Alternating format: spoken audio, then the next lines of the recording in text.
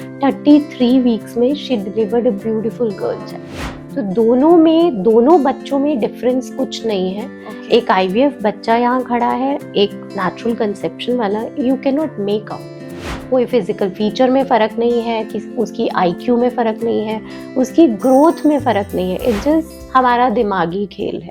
अगर उस कोशिश में एक हेयर लाइक स्ट्रक्चर भी डैमेज हो गया, आपकी ट्यूब डैमेज हो जाएगी और आपका एक्टोपिक होने के चांसेस बढ़ जाएंगे। That is tubal pregnancy. ऐसा हेड वाला स्पर्म आपको कभी अच्छा बच्चा नहीं दे सकता। बट 75% जो फीमेल्स रिप्रोडक्टिव एज में है उनको पीसीओडी है। उसमें अभी रिसेंटली साल भर पहले भी एक वर्डिक्ट आया है जिसमें ये कहते हैं कि आप सरोगेसी करवा सकते हैं with 1 donor gamete also. Motherhood एक बहुत ब्यूटीफुल जर्नी है और हर औरत के लिए इसके अलग मायने हैं। इसलिए हर किसी के लिए ये सफर एक जैसा नहीं होता। मदरहुड सिर्फ एक जिम्मेदारी या एक रिश्ता नहीं है, बल्कि वो एहसास है जिसे हर लड़की बाय बर्थ अपने अंदर लेकर आती है। आज के टाइम पे करियर, हेल्थ इश्यूज और लाइफस्टाइल चॉइसेस से फर्टिलिटी पर काफी इम्पैक्ट पड़ता है। कई कपल्स नेचुरली कंसीव कर लेते हैं, तो कई लोगों के लिए ये एक स्ट्रगल बन जाता है। जब ये चैलेंजेस सामने आते हैं, तो फर्टिलिटी ट्रीटमेंट्स, अडॉप्शन, सरोगेसी जैसे बोन्स एक होप का सोर्स बनते हैं। आज हमारे साथ है पूर्णिमा जी, जो एक रिनाउंड फर्टिलिटी एक्सपर्ट और अडॉप्शन काउंसलर और लाइफ कोच भी हैं। तो चलिए, आज इस एपिसोड में आज एक औरत की जिंदगी के उस पहलू के बारे में बात करते हैं जो उसकी जिंदगी को एक नया मोड़ देता है। हम आज फर्टिलिटी और अडॉप्शन को लेके हर इम्पोर्टेंट बात डिस्कस करने वाले हैं। उनसे रिलेटेड कंसर्न, सॉल्यूशंस और सबसे जरूरी चीज, एक उम्मीद। So doctor Purnima, welcome to Anu talks. Thank you Anu. Fertility और अडॉप्शन एक बहुत पर्सनल चैलेंज और टॉपिक होता है। कैसा फील होता है आपको जब आप किसी को देखते हैं और वो जो खुशी आती है सबके चेहरे पे, या फिर कई बार बहुत मायूसी आती है नहीं हो पाने की? कैसा फील होता है? तो अगर सच पूछो तो लोगों की खुशी के साथ हम भी खुश होते हैं। वो दुखी हैं तो हम भी दुखी हैं।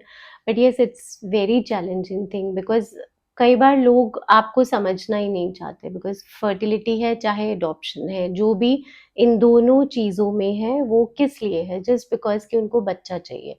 And this is very personal thing. आप किसी सामने वाले को या बाहर वाले को नहीं कहते यार मैं बड़ा परेशान हूँ, मुझे बच्चा नहीं हो रहा है। सो जब लोग मेरे पास आते हैं वो इमोशनली, फिजिकली सब ड्रेन्ड आउट हो चुके होते हैं।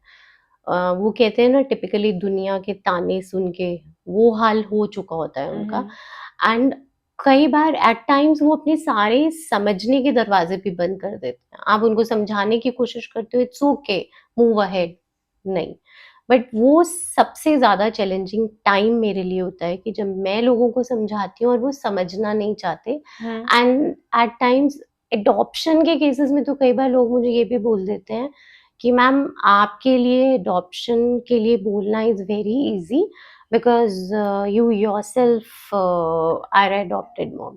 सो कहीं पिंच भी करता है, हर्ट भी करता है, but that's okay. I do understand कि उनके लिए ये जर्नी बहुत मुश्किल है। बट अगर वो इनिशियल पार्ट समझ लेते हैं, उसके बाद किसी भी तरीके से, like whether it is fertility journey और एडॉप्शन, फिर वो समझ जाते हैं। बट येस, उनके साथ मैं भी कई बार उदास होती हूँ और उनके साथ मैं भी खुश होती हूँ। बिकॉज आपका पॉजिटिव प्रेगनेंसी हो गई तो इट्स लाइक हमारे पूरे घर में सबको पता होता है, हाँ, हस्बैंड को, डॉटर को, कि मेरे इस नोन एक का खुशी की लहर आया होती है। है नहीं और अलग। अगर नेगेटिव होता है तो सच में दुखता है। तुम्हें पता है कई बार जैसे किसी ने मुझे रिपोर्ट भेजी हाँ, कि मैम प्लीज़ चेक दिस। मैं उस रिपोर्ट को खोलती हूँ, देखती हूँ कि इसकी प्रेगनेंसी नेगेटिव है। मैं आधे घंटे तक उसको कॉल ही नहीं कर पाती क्योंकि मुझे ही नहीं समझ आ रहा कि मैं इसको कैसे समझाऊँ अब। और ये होता है जब 2-3 बार आपका फेलियर हो चुका होता है। बट देन अगेन आधे पौने घंटे बाद मैं अपने आप को गियर अप करती हूँ। मैं सोची नहीं यार, इसको समझाना पड़ेगा बिकॉज़ यहाँ से शुरू करना है। और यहाँ पे शायद आपकी लाइफ कोचिंग जो स्किल्स हैं वो बहुत मायने रखती होंगी, क्योंकि being a fertility expert, adoption counsellor and a life coach, एक बहुत सारे इमोशनल रोलर कोस्टर्स हैं जो शायद आप ज़्यादा डील करते होंगे हुँ, मेडिकल प्रॉब्लम से ज़्यादा। राइट। उसको कैसे हैंडल कैसा होता है वो? अ, वो कई बार बहुत ईज़ी रहता है, कई बार बहुत मुश्किल, क्योंकि यूजुअली लोग क्या सोचते हैं ना, आप लाइफ़ कोच हो, तो आप उनको निकाल ही लोगे किसी ना हाँ, किसी प्रॉब्लम से। मतलब अगर मैं रो रही हूँ तो ये मेरा लाइफ़ कोच मुझे हँसा ही देगा, but it's not like that. Life coaching is कि आप एक गड्ढे में गिर गए हो, हुँ, हुँ। ऐसा नहीं है कि मैं उस गड्ढे में खुद उतरूँगी, आपको बोलूँगी चलो ऊपर, नो। मेरा काम है आपको उस गड्ढे से निकालने के लिए या तो सीढ़ी डालना या रस्सी देना सही या आपको गाइडेंस देना। बताना, हाँ, कि भैया यहाँ-यहाँ पैर रखो तुम बाहर आ जाओगे। अगर मैं खुद कूद के आपको निकालती हूँ, तो शायद ज़िंदगी के हर मोड़ पे आपको मेरी ज़रूरत है। So life coaching is a bit difficult thing, because मेरा मानना है कि जो मेरा क्लाइंट है, वो जितना कम मुझे याद करे उतना अच्छा है। I don't want them to be dependent on me. Hmm, so hmm. Life coaching is a bit difficult thing, but शायद ये लाइफ कोचिंग मुझे हेल्प करता है मेरे fertility guidance. What made you do all these things? मतलब कैसे आपने ये सब करने का सोचा? और अब एक मातृत्व जिसे कहते हैं मदरहुड, एक बहुत ही खूबसूरत एहसास है। कई लोग इसे रिश्ते में सोचते हैं कि हाँ, बस एक ज़िम्मेदारी है, हमारा बच्चा होना ज़रूरी है, वरना दुनिया क्या कहेगी? मैक्सिमम लोग आजकल जो कपल्स हैं, सिर्फ़ कई लोग सिर्फ़ प्रेशर हुँ, की हुँ। वज़ह से भी चाहते हैं, कई लोग अपनी फैमिली पूरी करना चाहते हैं, बट ये भूल जाते हैं कि मातृत्व एक एहसास ज़्यादा है, एक ज़िम्मेदारी से भी ज़्यादा। ये सब चीज़ों के होते-होते आपने ये कैसे अपनी लाइन पकड़ी? आई थिंक इसके लिए मुझे सोचना नहीं पड़ा, because I too had my journey for 10 years and 4 IVF fail होने के बाद आई कंसीव्ड, ट्विन्स थे, बट मेरी शुरू से बहुत डिफ़िकल्ट प्रेगनेंसी थी, बेड रेस्ट था। आई थिंक हर महीने मैं हॉस्पिटल में एडमिट होती थी, स्पॉटिंग हो जाती थी, कभी पेन है, कुछ है। 24th वीक ड्यूरिंग दैट मेरी प्रेगनेंसी के बहुत ज़्यादा पेन हुआ। आई जस्ट कुडन्ट अंडरस्टैंड कि ये पेन क्या है? हम हॉस्पिटल गए and that was labour pain. तो वो पेन रात को 11 बजे से शुरू होके सुबह 11 बजे मुझे डॉक्टर ओटी में लेकर गई। क्योंकि तब तक हम सबकी कोशिश थी बच्चे बच जाएँ, 10 साल हो चुके आप थे अपने शादी सेकंड को। सेमेस्टर में थे। हाँ, तो सब चलता गया एंड एंड में मैं इतनी दुखी हो गई क्योंकि वो इतना पेन था। अ, मेरा अल्ट्रासाउंड नहीं हो पा रहा था, मतलब मुझे इतनी पेन थी, मैं एक जगह टिकी हुई नहीं थी। तो डॉक्टर कभी अल्ट्रासाउंड के टेबल को घुमाता, कभी मेरे बेड को घुमाता एंड एकदम परेशान होके आई सेड कि प्लीज़ अब या तो मुझे मार दो या ये बच्चे कुछ कर दो, because I am unable to bear the pain. मैं रात के 11 बजे से लेके सुबह के 3 या 4 बज चुके थे। वो भी फिर भी सबको था बच जाएँ, कुछ हो जाए। तो जब 11 बजे वो मुझे एटी ओटी में लेकर गए, इट वाज़ लाइक एक मेरी डिलीवरी नॉर्मल हुई, एपिड्यूरल दिया क्योंकि बच्चे हुँ। ऑलमोस्ट बाहर ही थे। अम,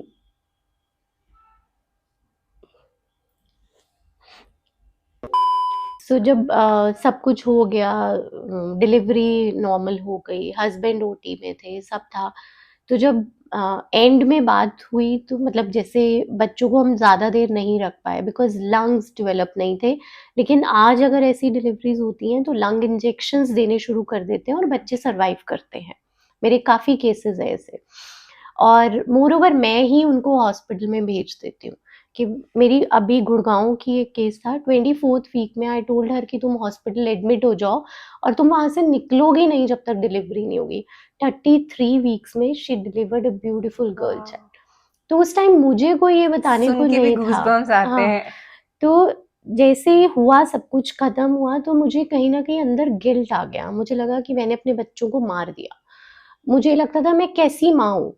मतलब मेरे को मैं पेन ही नहीं बर्दाश्त कर पाई। यार मैं कुछ घंटे और कर लेती पेन बर्दाश्त, वो बच्चे बच जाते। मेरे जैसी सेल्फिश नहीं होगी कोई। It was that kind of feeling जो मुझे आने लगी थी। 2 दिन निकले, पापा ने बहुत समझाया, पेरेंट्स के घर थी। उन्होंने बोला बेटा ऐसे तो चलेगा नहीं। लेट्स मूव अहेड, क्या करना है बोलो।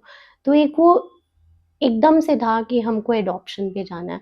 And believe me, third day हम लोग एडॉप्शन सेंटर में थे, रजिस्ट्रेशन करवा रहे थे, और 3.5 months के बाद my daughter was with me. तो जो मैंने उस 10 सालों में सहा, जो टचवुड मेरी फैमिली बहुत अच्छी थी, इन लॉज, पेरेंट्स, कजन, सब कुछ, वो मैं चाहती थी मैं कोई और ना सहे, क्योंकि हर किसी को उतनी अच्छी लविंग फैमिली नहीं मिलती, दिस इज अ फैक्ट। तो मुझे वहां से रियलाइज होना शुरू हुआ कि यार मुझे कुछ करना चाहिए। कुछ साल नहीं कर पाई मैं, बिकॉज बेटी छोटी थी and I was on complete bed rest. तो मैं उसको ऐसे गोदी में भी नहीं ले पाती थी, मेरे मसल्स, उंगलियां नहीं हिलती थी, बाजुएं जैसे टांगे, I can not fold my legs, I can not have my baby on my lap. Sister, mummy या हस्बैंड पकड़ के उसको देते थे ऐसे कि तू पकड़ ले। मैं दूध नहीं पिला पाती थी, बॉटल फीड नहीं करा पाती थी, क्योंकि उंगलियां ऐसे मुड़ती नहीं थी। सारा टाइम वो सीधी थी मेरी 24 वीक्स तक। तो मुझे, जब मैं अपना थोड़ा जिंदगी में सेटल हुई, बेटी बड़ी हुई, तो मुझे लगा कि यार आसपास तो बहुत दुखी हैं ये लोग, कुछ मुझे करना चाहिए। तो वहीं से, उसी दिन से मैंने सोचा कि मैं ज़रूर ऐसा कुछ करूँगी। And touch wood, by God grace, इतने सालों में शायद क्या कंफर्म्ड है, मेरे बारे में कभी कोई नेगेटिव फीडबैक नहीं दिया किसी ने। और मैंने जितने केसेस हैंडल करे, 99% पॉजिटिव। चाहे वो आईवीएफ है, चाहे नेचुरली कंसीव किया लोगों ने, चाहे एडॉप्शन है, कुछ भी है। So that was my proud moment. और वो जो मेरा वीक पॉइंट था, मैंने उसी को शायद सोचा कि मैं इसी पे काम करूंगी। So that was a turning point for me, क्योंकि जो मेरा गिल्ट फेज था वो बहुत बड़ा था। वहां से हिम्मत मिली कि अब किसी और के साथ गलत नहीं होना चाहिए। मतलब अभी भी काउंसलिंग में भी आई डोंट प्रेफर कि एक अकेली फीमेल मुझसे काउंसिल कर रही है, नो। आई वांट द कि उसका कपल। हस्बैंड आए। एट टाइम्स उनके सास ससुर से भी बात करती हूँ, क्योंकि माँ बाप को समझाना इज क्वाइट इजी। तो मैं उनसे भी बात करके उनको बोलती हूँ कि यार आप समझो इस चीज को, आप देखो कहाँ आपके बच्चे आगे जा रहे हैं। बिल्कुल, आईवीएफ को लेके ना बहुत सारे मिथ्स और मिसकंसेप्शंस हैं, बहुत सबके दिमाग में। हम्म। उनके बारे में अगर हम बात करना पसंद आज करते हैं, सबसे ज़्यादा आप क्या सवाल है जो आपके सामने आता है और जिसको आप मतलब क्लियर करना चाहते हो? आईवीएफ मिथ्स अगर मैं बात करूँ तो मोस्ट इम्पॉर्टेंट 5 मिथ्स हैं। सबसे पहला, बॉडी खराब हो जाएगी जी, मैं तो मोटी हो जाऊंगी, आईवीएफ के इतने इंजेक्शन हैं, इतनी दवाइयां हैं। दूसरा है, आईवीएफ तो सिर्फ उन लोगों के लिए जहाँ फीमेल में कोई प्रॉब्लम है, ऐसा नहीं है। 50% अगर फीमेल है तो 50% मेल है। तीसरा, लोगों के सामने ये आता है कि जी आईवीएफ है तो ट्विन्स ही होंगे या ट्रिपलेट्स होंगे। चौथा, लोग बोलते हैं आईवीएफ, मैं तो अभी 35 की हूँ, मुझे क्या जरूरत है, अनलेस एंड अनटिल मैं हो जाऊं 40 की, तभी आईवीएफ होगा। और पांचवा, लोगों को लगता है कि ये जो बच्चा है ये लैब में बना है, इसमें कुछ तो गड़बड़ है बच्चे में। एट टाइम्स लोग मुझे ये फोन करके बोलते हैं कि अगर मेरे आईवीएफ से हुआ तो जो बच्चा है आगे उसके भी आईवीएफ से ही बच्चे होंगे। अच्छा।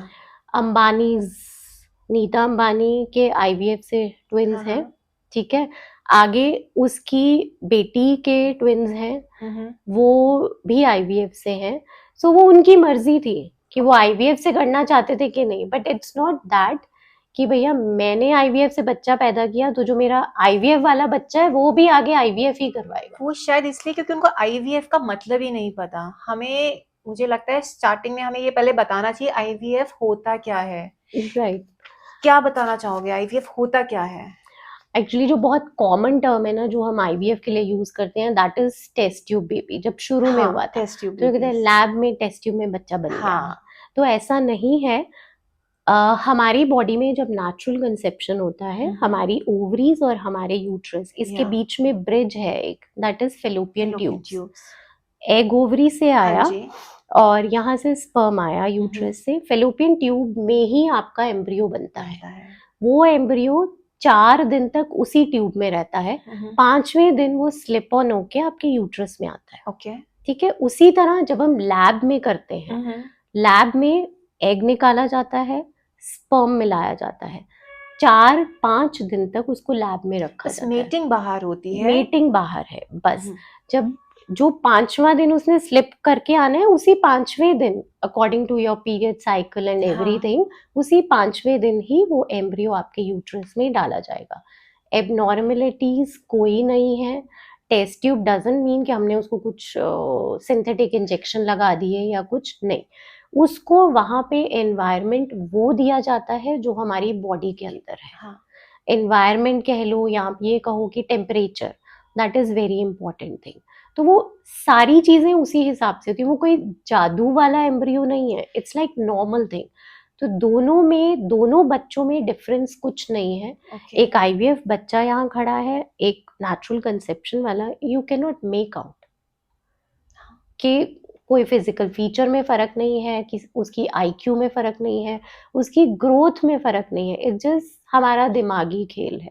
हाँ, क्योंकि जनरली लोग ये बात कहते हैं कि अगर बच्चा नेचुरली बॉर्न हुआ है ना, तो उसका जो इंटेलेक्ट लेवल होता है वो थोड़ा सा डिफरेंट होता है एज पर जो हमने बनाया है। बनाया है, पर उसमें जीन्स क्रोमोसोम्स किसके हैं? आप ही के तो पेरेंट्स हैं। के हैं। वो एक मेजर रीजन कई बार ये भी होता है कि जैसे अगर हमारा वो ब्रिज ट्यूब ही ब्लॉक है, तो वो मेटिंग कहाँ होगी?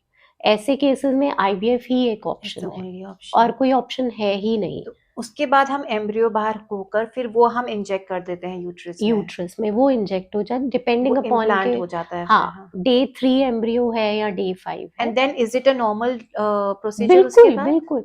सिर्फ और सिर्फ हम आईवीएफ प्रेगनेंसी में क्या करते हैं कि हम बहुत एफर्ट डाल के हुई है, तो जो फर्स्ट ट्राइमेस्टर है वो थोड़ा हम बोलते हैं कि प्लीज टेक केयर, थोड़ा सा एंड ध्यान थोड़े रखते हैं। एक्स्ट्रा इंजेक्शंस लगते हैं। You have to be very particular with your medications, अच्छा खाना, सब कुछ, it's like that. Purnima ji, हम बात कर रहे थे आईवीएफ किस किस को करवाना चाहिए। आप किसको सजेस्ट करते हैं कि हाँ अब तुम्हें आईवीएफ की तरफ बढ़ना चाहिए? सबसे पहले है, अगर आपको 1 साल हो गया नेचुरली ट्राई करते हुए, then please move ahead with good gynaec. आप अपने अल्ट्रासाउंड करवाइए, हार्मोनल टेस्ट हैं बहुत इम्पोर्टेंट, वो करवाइए। और उसके बाद साल हो चुका, 3 महीने और दो इनिशियल टेस्टिंग के साथ, then move ahead with the next advanced testing जिसको हम बोलते हैं। उसमें हम टेस्टिंग आती है फिलोपियन ट्यूब टेस्टिंग, जिसको कि कॉमन लैंग्वेज में हम बोलते हैं dye test for your tubes, fallopian tubes. क्योंकि फेलोपियन ट्यूब्स, जैसे मैंने बोला, ब्रिज है आपका ओवरीज और यूट्रस के बीच में, और उसी में मेटिंग होनी है। तो अगर तो आपकी वो ट्यूब्स खुली हैं, then you can give yourself more months or a year depending upon your age. अगर वो ट्यूब्स बंद हैं, then please straight away move ahead with IVF. बहुत लोगों का मानना है, डॉक्टर ने बोला कि ट्यूब्स खुल जाएंगी, तो हम लेप्रोस्कोपी करते हैं। चांसेस हैं लोग लेप्रोस्कोपी में, सर्जरी में आ जाते हैं। द थिंग इज दैट आपकी ट्यूब्स खुलने का सिर्फ 0.1% चांस है, बिकॉज ट्यूब हमारे पूरे रिप्रोडक्टिव सिस्टम का सबसे बारीक पोर्शन है, पतला जिसे कहते हैं, बाल की तरह। उस ट्यूब के अंदर इतने छोटे छोटे हेयर लाइक स्ट्रक्चर हैं, सीलियाज हैं। जब ट्यूब ओवरी में से एग आता है तो वो हेयर हिलते हैं, वो उसको प्रोपेल करता है। स्पर्म आता है तो ट्यूब के अंदर हेयर लाइक स्ट्रक्चर हिलते हैं, स्पर्म ऊपर जाता है। सर्जरी में क्या करेंगे डॉक्टर्स? कैथेटर डाल के आपका ट्यूब ओपन करने की कोशिश करेंगे। अगर उस कोशिश में एक हेयर लाइक स्ट्रक्चर भी डैमेज हो गया, आपकी ट्यूब डैमेज हो जाएगी और आपका एक्टोपिक होने के चांसेस बढ़ जाएंगे, that is tubal pregnancy, and that will be very harmful for your health, और लाइफ थ्रेटनिंग भी होता है काफी केसेस में। तो अगर तो सॉरी बहुत इजी कंडीशन है, ट्यूब में ज़्यादा डिफॉर्मेटिव नहीं है, तो आप ज़रूर ट्राई करो surgery laparoscopic. Otherwise please move ahead with IVF, because don't waste your time. Next जो चीज़ें हैं, आपकी age. If you are nearing 40, late 30s में आ गए हैं, या मान लीजिए 35 के ऊपर हैं, डॉक्टर ने बोला AMH बहुत कम है, हो सकता है क्वालिटी ख़राब हो, तो देन ऑल्सो आप प्लीज़ आगे बढ़िए ट्रीटमेंट को लेके। एक लॉजिक इसमें ये भी है कि अगर मैं 36 की होके प्रेग्नेंट हो रही हूँ, बच्चा मेरा 37 में पैदा हुआ, तो मैं उस बच्चे को सेटल करते करते मुझे ही बुढ़ापा आ जाएगा। मैं उसकी खुशियाँ, उसकी सब चीज़ें कब देखूंगी? So be practical on these things. It's not about raising the flag of feminism, it's all about your own health. या बिकॉज यार उसकी शादी में नाचना भी तुमको है, उसकी अचीवमेंट्स में खुश भी तुमको होना है। तुम्हारी हेल्थ ही नहीं रहेगी अच्छी, फिर क्या करोगे? Exactly. Next is male factor. Mail factor usually हम इग्नोर करते हैं, बट थैंक गॉड अब हमारे डॉक्टर्स, हमारे गायनिक्स इतने अच्छे हैं कि वो फीमेल टेस्ट से पहले सीमन एनालिसिस कराते हैं। And interestingly mail factor contributes 40% in this IVF section. Is it? Mail factor में स्पर्म है, हाँ। तो जो 3 चीज़ें इम्पैक्ट करती हैं, आपका स्पर्म काउंट, आपकी स्पर्म की motility, and third is morphology. Morphology is एक स्पर्म को हम 3 हिस्सों में बांटते हैं, head, middle and tail. Head is very important part because head में DNA है। ओके। अगर ऐसा हेड जिसके अंदर का DNA डिस्टॉर्टेड है या खराब है, ऐसा हेड वाला स्पर्म आपको कभी अच्छा बच्चा नहीं दे सकता। अल्कोहलिज्म, ये सब कैसे इम्पैक्ट करता है? Alcoholism and smoking. ये सबसे ज़्यादा इम्पेक्ट करता है स्मोकिंग। अच्छा। अल्कोहल थोड़ा लेट इम्पेक्ट करना शुरू करता है, लेकिन स्मोकिंग आपको with in 3 months you could see the changes in your parameters. आपका पीरियड पेन शुरू हो जाएगा, आपके पीरियड्स इरेगुलर हो जाएंगे। अगर कोई ड्यूरिंग दिस पीरियड स्कैन करवाए तो उसको पता चल जाएगा कि मेरे फॉलिकल्स तो टाइमली मैच्योर हो ही नहीं रहे हैं। और मेल में आपका स्पर्म मॉर्फोलॉजी, जैसे मैंने बोला कि बनावट है, वो खराब हो जाएगी। हेड में DNA डिस्टॉर्टेड है, आपका मिडिल पीस खराब है, आपका टेल ही ठीक नहीं है। अगर हमारा टेल ठीक नहीं होगा स्पर्म का, तो स्पर्म स्विम कैसे करेगा यूट्रस से होके फेलोपियन ट्यूब तक? स्मोकिंग के चेंजेस जो हैं दे आर इरिवर्सिबल चेंजेस। कितने लोग मेरे पास ऐसे आते हैं, मैम स्पर्म सैंपल देना है, IVF है, सो मैं 3 महीने तक स्मोक नहीं करूंगा।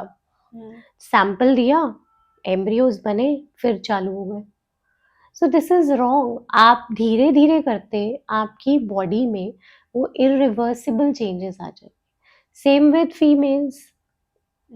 शायद इसीलिए उनको PCOD बहुत ज्यादा होता है आजकल। PCOD basically it's related to lifestyle, उसको हम बोलते ही लाइफस्टाइल डिसऑर्डर है। उसमें स्मोकिंग या अल्कोहलिज्म नहीं, पूरा लाइफस्टाइल ही मैटर करता है। Just that we are not eating properly on time, हमारा स्लीप पैटर्न बड़ा खराब है, हम 12-12 बजे तक सोते हैं, या हम सुबह ही सोते हैं and we proudly flaunt that, यार मैं तो 4 बजे सोई थी। हाँ।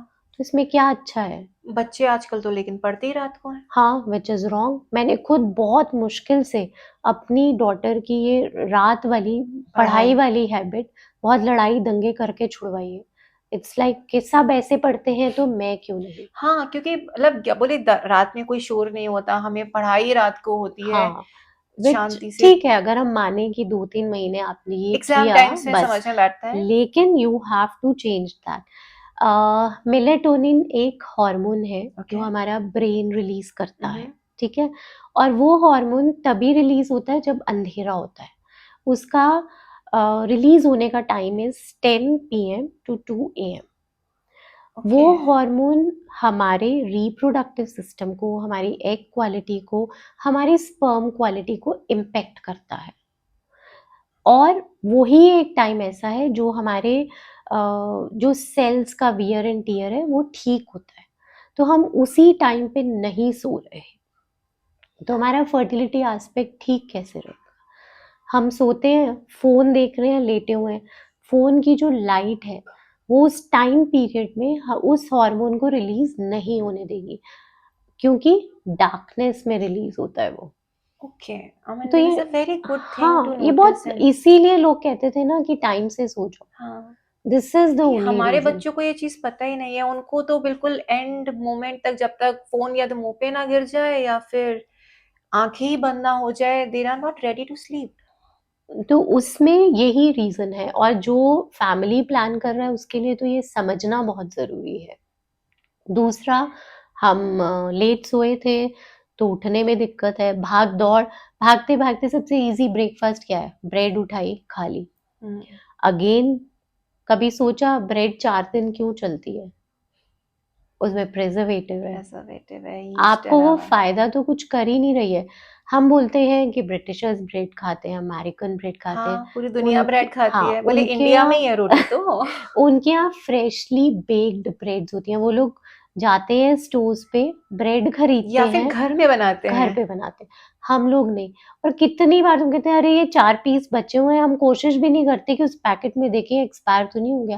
कोई वो नहीं दिखने में करता। ठीक लग रही है, चल यार मक्खन हाँ, लगा और खा ले। हाँ, बस वो फंगस दिखनी नहीं चाहिए। दिखनी नहीं चाहिए, राइट। सो ये बहुत छोटी चीज है, वो ब्रेड आपको कोई फायदा नहीं कर रही है। पहले के लोग ब्रेड नहीं खाते थे, रोटी खाते थे, और रात की बची हुई रोटी सुबह गर्म करके खाते थे। क्यों? क्योंकि उसमें भी प्रोटीन रिच हो जाती है बासी रोटी हमेशा। तो थोड़ी छोटी छोटी चीजें हैं।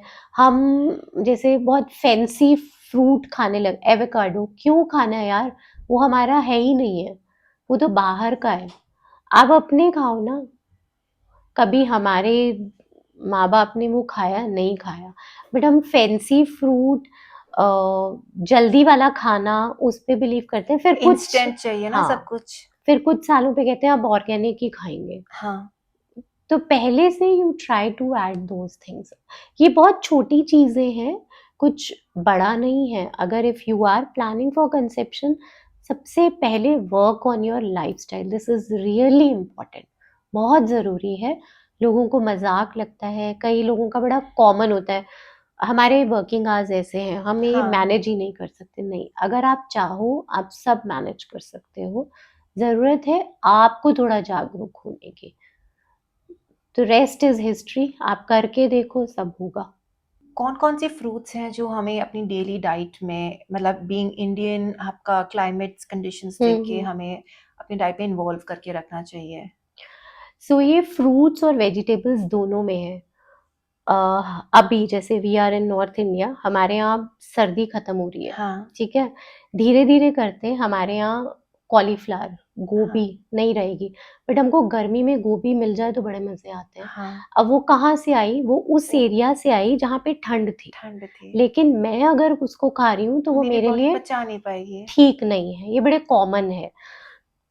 दूसरा, मैंगो सर्दी में मिल जाए तो बड़े खुश होते हैं, कोई बात नहीं जी मुंबई से आया है।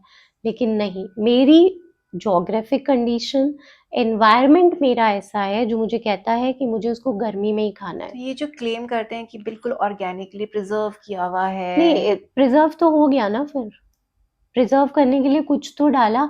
Mango is very good, calcium phosphorus सब है उसमें, मैग्नीशियम भी है। हम्म, हम्म। इवन प्रेगनेंसी में भी डॉक्टर बोलता है have at least 1 mango a day, it is very good. हाँ।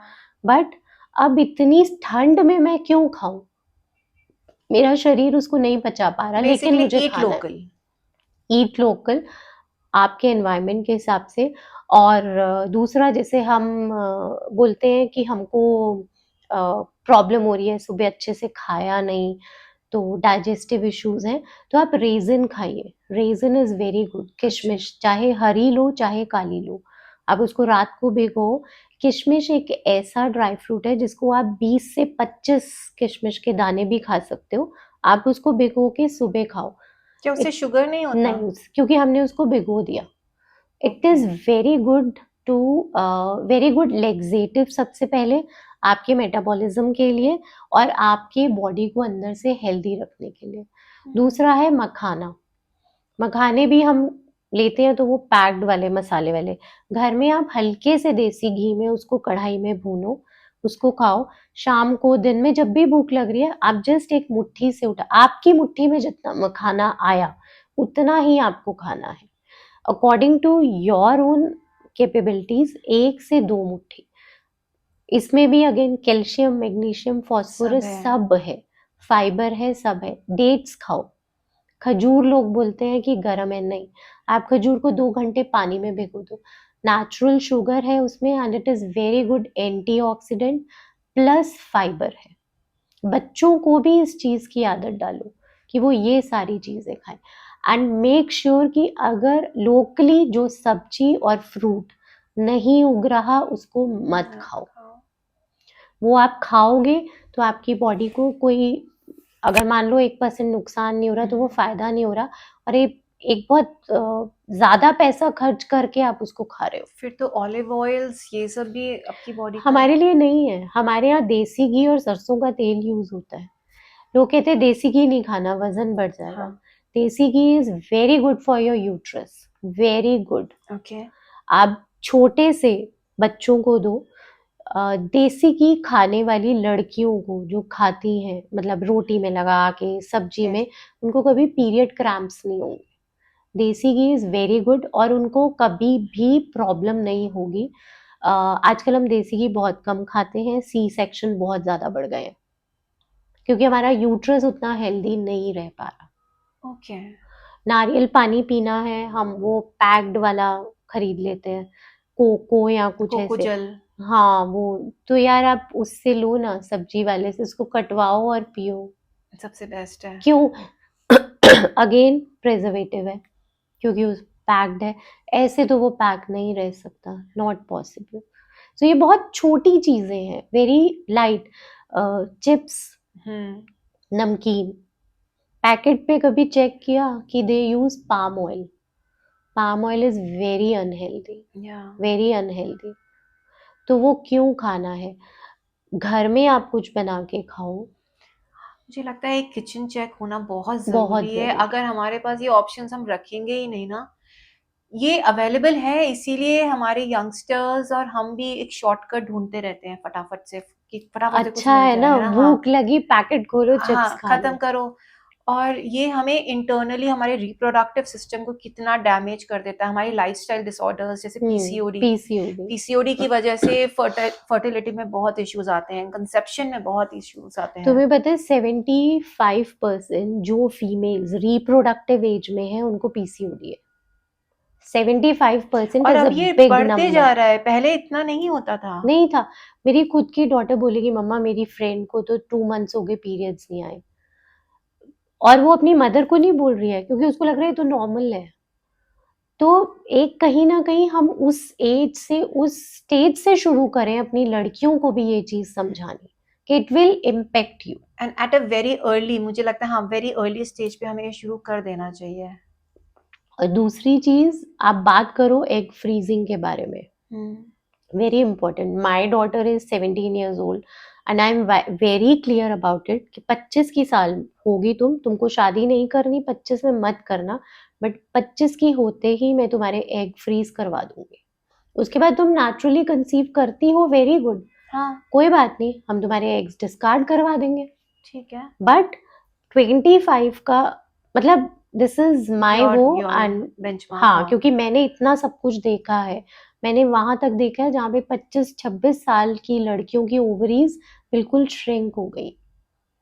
तो मेरा मानना ये है, और मैंने बोला है क्लियरली, 25 एग फ्रीजिंग, फिर तुम शादी 30 में करो, मुझे कोई मतलब नहीं है, क्या लेकिन ये क्वालिटी में होगा। डिफरेंस आता है नहीं, बेबी के? बिल्कुल नहीं आता, बिल्कुल नहीं। एंड एग्स को तो हम 15 से 20 साल तक फ्रीज कर सकते हैं। फिर उसके बाद हमारा IVF he is the option ना? आईवीएफ हाँ ही ऑप्शन बचता है, लेकिन यूजली जो हम लोग करते हैं वो ये है कि आप एक बार फ्रीज करा के छोड़ दो, आप नेचुरली भी ट्राई करो। मान लो नहीं होता तो आपका एक प्लान बी आपके पास है। हाँ और अगर मान लीजिए you are with your partner, husband है, पार्टनर है, and you are entitled to marry that person only, then it is better to go for embryo freezing. वो ज्यादा अच्छा है क्योंकि एग फ्रीजिंग में यूजली हमको फ्रीज करने के लिए कम से कम 15 एग्स चाहिए, क्योंकि जब हम उसको डीप फ्रीज, एग की क्वालिटी हम प्रिडिक्ट नहीं कर सकते। ओके हम निकालेंगे उसको फ्रीज कर लेंगे, हाँ जब हम डीप फ्रीज करेंगे उसको तब हम देखेंगे उसमें से कितने अच्छे हैं। अच्छा यही हम जब एम्ब्रियो फ्रीज कराएंगे तो उसमें फायदा ये है कि हम वही एम्ब्रियो फ्रीज करेंगे जो अच्छे हैं। So in case you are with your partner, married है, अभी बच्चा नहीं चाहिए, तो आप एम्ब्रियो फ्रीज करा के छोड़ दो. अगेन एम्ब्रियोज भी हम 15 से 20 साल तक फ्रीज रख सकते हैं. एंड उसके बाद हम जब भी ये डिसीजन लेते हैं कि now we are ready for the baby, हम अपने एम्ब्रियो को डीफ्रीज करके नॉर्मल प्रोसीजर के नॉर्मल, साथ हम यस. लोग कर सकते हाँ, हैं. बिल्कुल, उसमें कोई प्रॉब्लम नहीं है. आपको 1-2 महीने पहले अपने डॉक्टर को इन्फॉर्म करना है कि yes now we are planning for the so transfer. What if कि उस वक्त अगर हमारी बॉडी उसको अडेप्ट करने की, मतलब एम्ब्रियो मेरा ठीक है, मैंने हमने फ्रीज कराया डीफ्रीज, अगर हमारी बॉडी ने उस वक्त एक्सेप्ट नहीं किया, वो प्लेसेंटा पे नहीं अटैच हो नहीं, पाया. वो सिर्फ हमारे यूट्रस के ऊपर है. अच्छा. यूट्रस हमेशा चेक होता है. अच्छा, वो हेल्दी, करने से हाँ, पहले. हेल्दी यूट्रस होगा तभी डॉक्टर ट्रांसफर करेगा. ओके. अदरवाइज मेडिकेशंस हैं, बहुत अच्छे हार्मोनल इंजेक्शंस हैं, हिस्ट्रोस्कोपी है, बहुत सारी चीज़ें हैं जिससे हम अपने यूट्रस को हेल्दी कर सकते हैं. कोई भी डॉक्टर आपका यूट्रस वाइबल ना हो ऐसे में ट्रांसफर नहीं करता. एग फ्रीजिंग हमने अगर हमारे पास पार्टनर, अगर हमें नहीं पता है, तो हम एग फ्रीज अर्ली एजेस में कर सकते हैं. मिनिमम क्या, किस एज से शुरू हो जाता है एग फ्रीजिंग, हम डू यू थिंक? यूजली हम 25 बोलते हैं 25 क्योंकि से. 25 की एज ऐसी है जब हमारा एएमएच एंड एग क्वालिटी सबसे एकदम पीक बेस्ट. पे रहता है. ओके. तो 25 के बाद इसमें आप कभी भी कर सकते हो. क्या स्पर्म्स भी फ्रीज हो सकते यस, हैं? यस, स्पर्म्स भी फ्रीज होते हैं. स्पर्म हम यूजली ऐसे केसेस में फ्रीज करते हैं जहाँ पे किसी मेल को लाइफ थ्रेटनिंग डिजीज है, कैंसर है, ओके. रेडिएशन चलना है, कीमोथेरेपी होनी है. हम्म. तो उन केसेस में दिस इज़ वेरी कॉमन. जब आपको एक कैंसर पेशेंट होता है तो उसको सबसे पहले एक फर्टिलिटी डॉक्टर के पास ही ऑन्कोलॉजिस्ट भेज देता है कि आप प्लीज़ इनके रिप्रोडक्टिव पैरामीटर चेक कीजिए एंड एग या स्पर्म जो भी फ्रीज हो सकता है वो आप कर दीजिए. ये like it is very common practice. Okay. And और अगर आपके पास पार्टनर आपको पता है, then you can go for embryo freezing. Embryo freezing, इसमें राइट. खर्चा कितना आता है अंदाजन? यूजली एम्ब्रियो फ्रीजिंग का cost is more than egg freezing क्योंकि हाँ. हमने एम्ब्रियो बेबी. बनाना है. सो 1.5 से 2 लाख के बीच का खर्चा है. और अगेन क्लिनिक के ऊपर डिपेंड करता है कि वो ईयरली फ्रीजिंग चार्जेस क्या ले. ओके. और अगर हमने एग फ्रीज पे जाना है विद इन 1 लाख हो जाता है ये. एग फ्रीज और so is with the sperm freezing. हाँ, राइट, उतना ही. बस ये फ्रीजिंग चार्जेस एक्स्ट्रा होते हैं बिकॉज वो इट डिपेंड्स ऑन क्लिनिक कि कितना वो चार्ज ले रहा है. अदरवाइज इसका ज़्यादा खर्चा नहीं है. विद इन 1 आपका हो जाता है प्रोसीजर भी सारा कुछ. और कई लोग ये बोलते हैं कि इसमें कोई कॉम्प्लिकेशंस हैं जैसे हाँ. कंसेंट फॉर्म है कुछ, तो ऐसा कुछ नहीं है. अगर आप अनमैरिड हो तो आप अपने पेरेंट्स के साथ आ रहे हो then also it is okay. Hmm. अकेले आके करा रहे हो then also it is okay. आपको कहीं पे भी कोई कंसेंट नहीं देना है आपके पेरेंट्स को. It's your own choice that you are going for egg freezing. That's a very good. क्या इसका कोई एक्ट भी है? नहीं, ऐसा कुछ नहीं, ऐसा नहीं, बिल्कुल कुछ नहीं है. You can just visit the clinic. वो जस्ट. आपके पैरामीटर्स चेक करते हैं, हार्मोनल टेस्ट है, सब कुछ है. बस आज जिस दिन आपका रिट्रीवल होता है, एग निकाले जाते हैं, उस दिन एनेस्थीसिया दिया जाता है. तो ओके. उस टाइम पे आपके साथ कोई होना चाहिए ताकि आप 2 घंटे रेस्ट करने के बाद उसके साथ. अदरवाइज कोई लीगल एस्पेक्ट नहीं है. एग आपके हैं, you are free to freeze those eggs. Perfect. और अगर मैं इसको सरोगेसी में लेकर जाना चाहूँ गोइंग फॉरवर्ड कि my body is not ready to have the baby, मतलब मेरा यूट्रस अगर इतना कैरी नहीं कर सकता, हम्म. डॉक्टर्स मना करते हैं, तो सरोगेसी यहाँ पे कैसा रोल प्ले करता है? हमारे according to our new law surrogacy is legal now. उसमें अभी रिसेंटली साल भर पहले भी एक वर्डिक्ट आया है जिसमें ये कहते हैं कि आप सरोगेसी करवा सकते हैं विद 1 डोनर गैमीट ऑल्सो. यहाँ ओके. डोनर एग, यहाँ डोनर स्पर्म, एक गैमीट आपका होना चाहिए, एक डोनर ले सकते हैं. तो अभी रिसेंट ये एक्ट आया है, इसमें मॉडिफिकेशन हुआ है. सरोगेसी के लिए प्रॉपर गवर्नमेंट कंडीशंस हैं. आपको लीगल एडवाइजर चाहिए. आपकी पूरी फाइल रेडी होती है. आपका कभी भी पहले नेचुरल बर्थ नहीं होना चाहिए. If you are having a child of your own then surrogacy आपके लिए नहीं है। अच्छा। हाँ, आपका मेडिकल कंडीशन ऐसा है, डॉक्टर ने सर्टिफिकेट्स दिए हैं कि uterus is not healthy, then of course आप सरोगेसी के लिए अप्लाई कर सकते हैं। तीसरा, आपके मोर देन 3 ट्रांसफर्स या 3 मिसकैरेजेस हैं, then also you can apply for surrogacy. उसमें आपकी फाइल बनती है, प्रॉपर लॉयर्स हैं सरोगेसी के केसेस जो हैंडल करते हैं। इवन मेरे भी इस टाइम पे 2 सरोगेसी के केसेस चल रहे हैं। We have very good advocate with Supreme Court के एडवोकेट हैं, वो फाइल तैयार करते हैं। एक गवर्नमेंट का पैनल है, उसके सामने आपकी फाइल जाती है। अगर उनको कुछ लूप होल लगते हैं तो फाइल आपकी दोबारा आती है, आपको दोबारा बनानी है। So it take 3 to 4 months to get a medical clearance from government panel, and उसके बाद you can just move ahead with the surrogate process.